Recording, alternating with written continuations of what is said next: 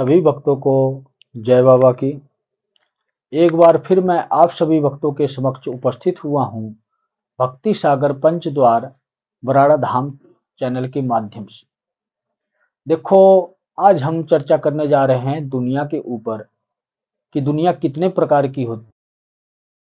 दुनिया सिर्फ दो प्रकार की है और दुनिया कहते किसे हैं इसके बारे में भी हमें पता होना चाहिए, तभी हम समझ पाएंगे कि दुनिया दो प्रकार की कैसे होती है। दुनिया का मतलब होता है, जैसे आप लोगों ने सुना होगा कि दुनिया रंग बिरंगी है। तो दुनिया रंग बिरंगी का मतलब ये होता है कि दुनिया में रहने वाले लोग न रंग बिरंगे हैं।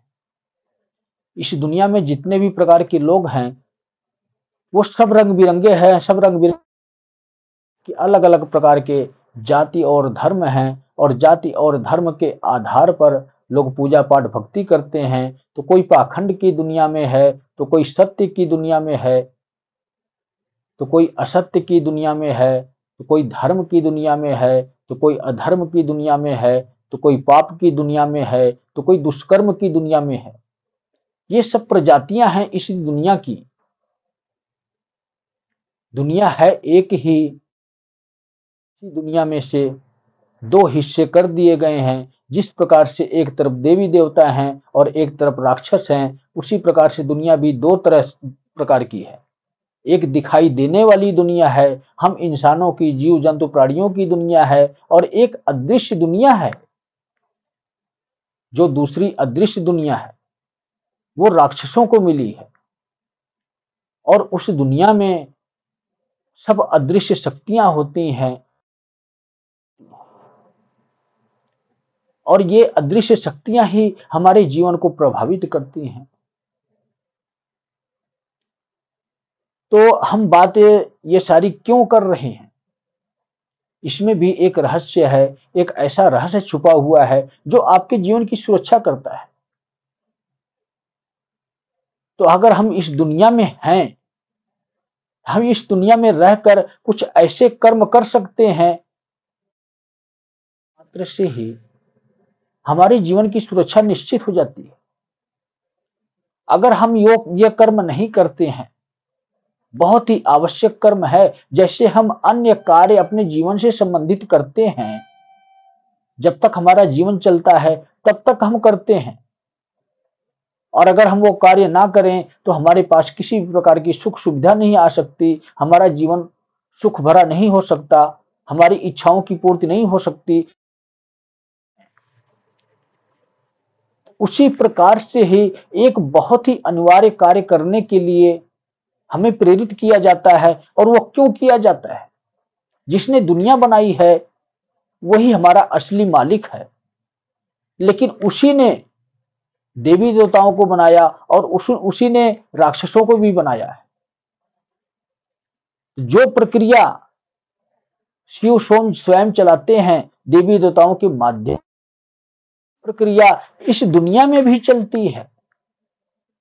वही देवी देवता के अंश स्वरूप हम हैं, इंसान।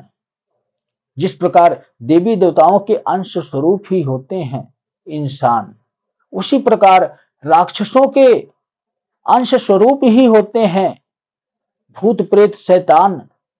जो शक्तियां कभी इंसान को दिखाई नहीं देती हैं लेकिन रहती हैं इसी दुनिया में, और जब इस दुनिया में रहती शक्तियां हमें प्रभावित करती हैं।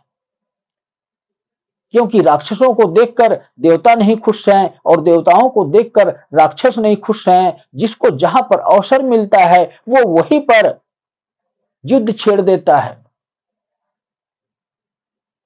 तो आप लोगों ने अक्सर देखा होगा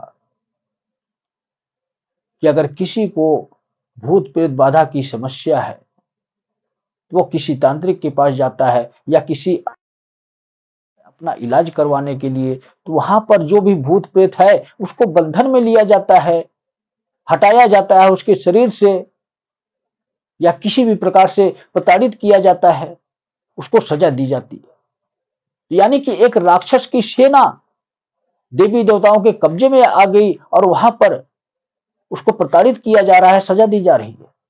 उसी प्रकार ही हम इंसान हैं, देवताओं के अंश स्वरूप। जब हम एक अदृश्य शक्ति रहती है कि जो भूत प्रेत नाम से प्रसिद्ध हो, और भूत प्रेत की शक्ति अदृश्य स्वरूप में इस दुनिया में कहीं भी उपस्थित हो सकती है। अगर वहां से हम गुजरते हैं तो वही अदृश्य शक्ति हमारे अंदर प्रवेश कर जाती है और हमें बदलने की कोशिश करती है, हमारे अंदर बुरी आदतें डालती है, बुरे स्वभाव लाती है और बुरे सोच पैदा करती है, जिससे हम अधर्म का मार्ग और पाप की दुनिया में शामिल होते हैं, जो कलयुग का सहायक है। और इसी से संबंधित ही इस दुनिया में जब हम रहते हैं, जब हम किसी अदृश्य शक्ति को देख नहीं सकते और वो हमें नुकसान पहुंचाती है, तो उससे सुरक्षा के लिए हमें एक माला मिलती है, वो स्वयं की माला मिलती है। और स्वयं माला का क्या महत्व है वो अन्य वीडियो में आपको मैं बता दिया हूं, लेकिन स्वयं की भक्ति का क्या महत्व है ये आपको ज्ञात होना चाहिए। क्योंकि जिस प्रकार से आप कर्म करते हो इस दुनिया में आने के बाद अपनी सुख सुविधाओं के लिए, उसी प्रकार ही ये भी आपको बहुत ही अनिवार्य कर्म करना है। स्वयं की भक्ति ही वो शक्ति है जिसके तेज से, जिसके प्रकाश से हमारे पूरे परिवार में सुरक्षा होती है। इतनी श्रेष्ठ भक्ति है अपनी स्वयं की। लेकिन दौर में, आज के समय में धार्मिक गुरुओं के नाम पर पाखंड चल गया है, जो अध्यात्म की लाइन में नहीं है, जो सांसारिक प्रक्रिया के गुरु हैं, आज चल गया है। लोग उनके पास जाना पसंद करते हैं, लेकिन स्वयं की भक्ति करना तो उनको आती ही नहीं, क्योंकि अभी तक तो कोई सिखाता ही नहीं है। तो जब तक आप स्वयं की भक्ति नहीं करेंगे तब तक आप स्वयं की माला धारण करने के अधिकारी नहीं हो सकते। और जब तक आप स्वयं की माला को धारण नहीं करते हो तब तक आपकी इस कलयुग में सुरक्षा नहीं हो सकती। अनेकों वीडियो में हमने आपको संकेत दिए हैं कि शिव युग का आरंभ हो चुका है और इस शिव युग में प्रवेश करने के लिए शिव की माला अनिवार्य है।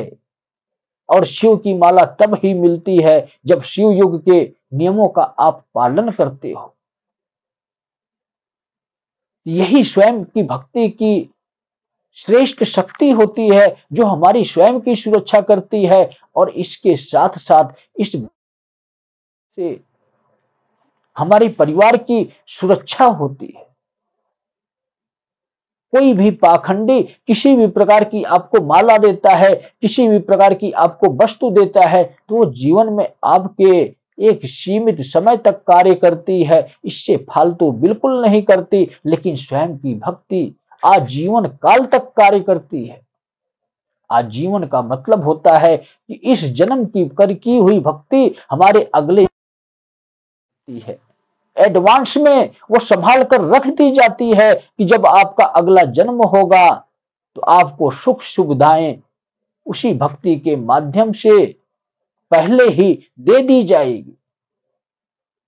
इतना बड़ा फायदा होता है। लेकिन आप लोगों को ये सब नहीं चाहिए। आप लोगों को तत्काल में और तुरंत वो चाहिए जिससे आपका जीवन इंसान की तरह हो जाए। ऐशो आराम वाली जिंदगी आपको चाहिए। अनेकों प्रकार की आपकी नशे की वस्तु की लत होनी चाहिए और अनेकों प्रकार से राक्षसी भोजन आपके होने चाहिए। इसीलिए आप लोगों की सुरक्षा नहीं हो सकती। इस सृष्टि के परिवर्तन में कहीं ना कहीं आप लोग मारे जाओगे। मेरा वचन ये कभी झूठा नहीं जाएगा। जो नहीं समझता है मेरी बातों को, वो समय का उसका संहार किस प्रकार से होता है और कैसे होता है। अगर बचेगा कोई तो कौन बचेगा? सिर्फ और सिर्फ स्वयं की भक्ति करने वाला इंसान बचेगा। जो कोई स्वयं की भक्ति नहीं करता है, एक आध्यात्मिक गुरु को एक सर्वोपरि गुरु मानकर उसकी शरण में रहकर श्रेष्ठ आराध्य की भक्ति अगर नहीं करता है, उसकी सुरक्षा कभी भी संभव नहीं है। और मैं बार बार यही बात कहता हूं आप लोगों को कि कब तक मजाक में मेरी बातों को लेकर जाओगे। जब समय आएगा तो तब पछताने का मौका भी नहीं आपको मिलने वाला। हो सकता है कि शायद ही कुछ लोग ये दृश्य देख पाए, अन्यथा वो खुद ही नहीं रहेंगे तो दृश्य क्या देखेंगे। और दृश्य तो फिर अगले जन्म मिलेगा, और जो दृश्य देखने को मिलेगा तो उसमें तड़पते ही रहोगे। तो सभी भक्तों को जय बाबा की।